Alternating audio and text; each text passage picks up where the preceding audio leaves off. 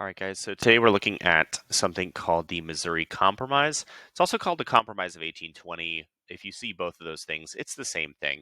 I'll try and refer to it as the Missouri Compromise because I think it's helpful to think of the state of Missouri and why is there a compromise about it. If I asked you to memorize that it's called the Compromise of 1820, then I'm just throwing another date at you, and I don't think that's too helpful. So we're going to look at this problem and why it exists and how it is both a problem of the time and foreshadowing for a later problem. So, not going to go through all those key things right now, but one of the big things we've looked at already is the growth of federal power. I think we first really kind of touched on this concept when you talked about John Adams' presidency.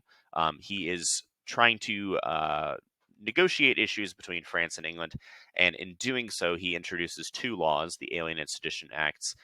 Both of those laws were extremely unpopular, but showed that the president can kind of uh, not necessarily bully Congress around, but kind of expand power where he needs to, or where he thinks he needs to. Um, but some issues here that are going to pop up, and this is going to kind of be a continuing trend throughout American history, is the growth of federal power. Usually we see it where there is war. So we've just had the War of 1812, and we're looking at the two things that allow the growth of federal power here, the necessary and proper clause. You might remember this one from civics. It's in Article 1, Section 8, and it's called the elastic clause also. I always think of a rubber band because the idea behind it is it will stretch for the federal government to take power. So there's nothing in the Constitution about the federal government monitoring the internet because obviously the founding fathers didn't have that. But the FCC today monitors internet activities and has laws about what can be put on internet websites and all that kind of stuff. Think also about movies and TV and radio and censored lyrics in your favorite songs. Those are all things that the federal government elasticed to become important for them, at least. And then we also have the power of judicial review, which comes from our Supreme Court case, Marbury versus Madison. So those two things are going to be super important here. Chief Justice John Marshall is also going to help with the growth of federal power. He is a Federalist. He's appointed by George Washington, and so he has that kind of Federalist mindset, which kind of highlights a thing with the Supreme Court that is interesting, and that is it is a organization where a president can appoint someone that can serve many, many, many years after that president is around. So Washington has been out of office for several decades or a couple decades at this point, but his Federalist ideology is still in the Supreme Court. So we have Democratic Republicans running the White House, but the Supreme Court still has Federalists in it. 1819 Supreme Court case here in McCulloch versus Maryland. This makes it so that states cannot sue the federal government or pass laws that interfere with the federal government. The background to this case is Maryland. The federal government was trying to build a bank or a federal building in Maryland, and Maryland taxed the federal government, and the federal government said, "You can't tax us. We're, your parents. You can't charge us rent. That's not how this works." And so this was Chief Justice John Marshall agreeing with the federal government's argument and limiting power of the states. The second one here is Gibbons v. Ogden, and this was a ferry driver or a ferry captain traveling between two states. He was paying taxes in both of those states. And what this led to was the federal government getting more power over interstate commerce, which is in Article 1, Section 8, the enumerated powers of Congress. So just kind of pushing the government towards the federal government to have a little bit more power here. That's not necessarily going to be a good or a bad thing. Obviously, if you're a Democratic Republican at this time, you look at this and say, this is the federal government getting too powerful. That elastic clause is dangerous. And if you're a Federalist, you're saying this is how this is supposed to work. There's issues between states. The federal government comes in and settles those issues. Now, we have another big issue here, and that is Louisiana is now a new territory that, because of Jefferson's purchase of that to Napoleon, or the purchase of that land from Napoleon, I should say, we have a ton of new territory that people are starting to move into. The question is, should those states or should that territory, when it's organized into states, become free states or slave states? And that question is going to drive America crazy because free states, places mostly in the North, doesn't want America to add more slave states, and slave states don't want to add more free states.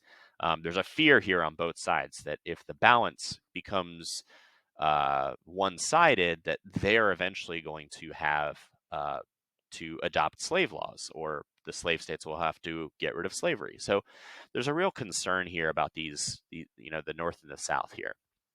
And it's worth pointing out the year here is 1820. So if you're kind of like keeping one eye on the time period we're looking at and one eye on the future, 1861, that is when America is at war with itself, the North and the South, the Union and the Confederacy. So we're pushing towards that. I try not to get too spoiler on this, but like these events are going to be kind of little dominoes into the point where North and South have irreconcilable differences. Um, in the North, the abolition movement has begun. We're going to talk more about that and some key abolitionists. But the big thing to know about abolition is it's a movement to end slavery. So when we first talked about the Constitutional Convention, y'all remember in our Constitutional Convention that Massachusetts was the only state in 1787 that didn't have any slaves. Well, northern states are going to pass more and more state laws outlawing slavery, and eventually that becomes very prevalent in the North. And so you can see here on this map, get my little, how do I get my little mouse thing? Here we go, fireworks. We'll do this. Oh, that's kind of too much. I didn't want that. Here, focus. Okay, so our northern states, our northern states are in green here, and they are free states, and then our southern states here are states open to slavery. Notice that Florida Territory, not a state yet. Unorganized territory out here, not states yet. Also, Michigan, not a state yet.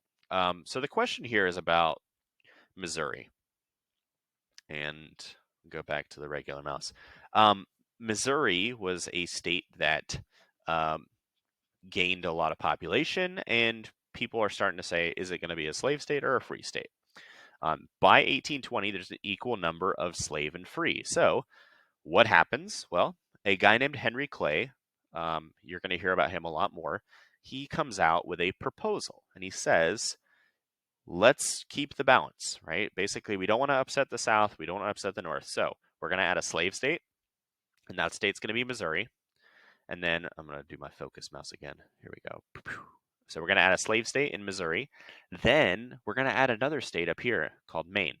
Now, the weird thing is Maine is on the East Coast. It's been in the 13 colonies since the beginning, but it was previously part of Massachusetts. So basically, we're sawing off a part of Massachusetts to make a new state called Maine. But we've added a slave state, and we've added a free state. So the balance is preserved. What also is decided here is to add a line across the country called the 3630 line, and that is also called the Missouri Compromise line. So 3630, as I have it down here, it's, I think, almost the same line as North Carolina's northern border with Virginia, but essentially that's going to stretch across the whole country.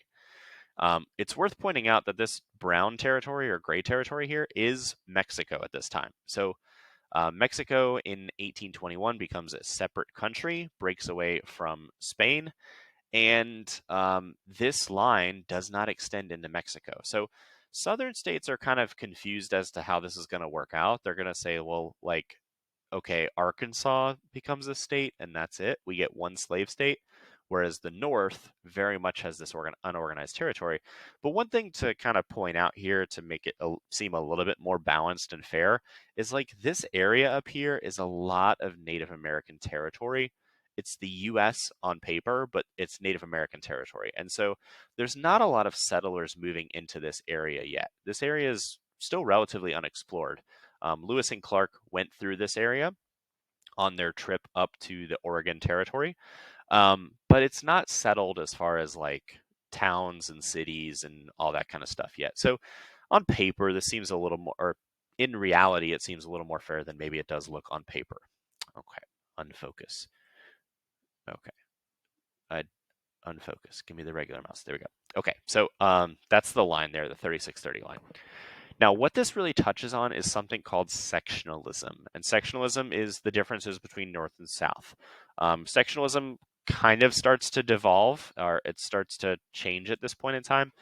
But you could go back to the Constitutional Convention and see sectionalism, where you talk about the debates about slavery and the Three-Fifths Compromise. So that is the Missouri Compromise in a nutshell. It's a flashpoint, and the big thing with it is it kind of kicks the can down the road of what we're going to do with slavery. So we're going to talk about more compromises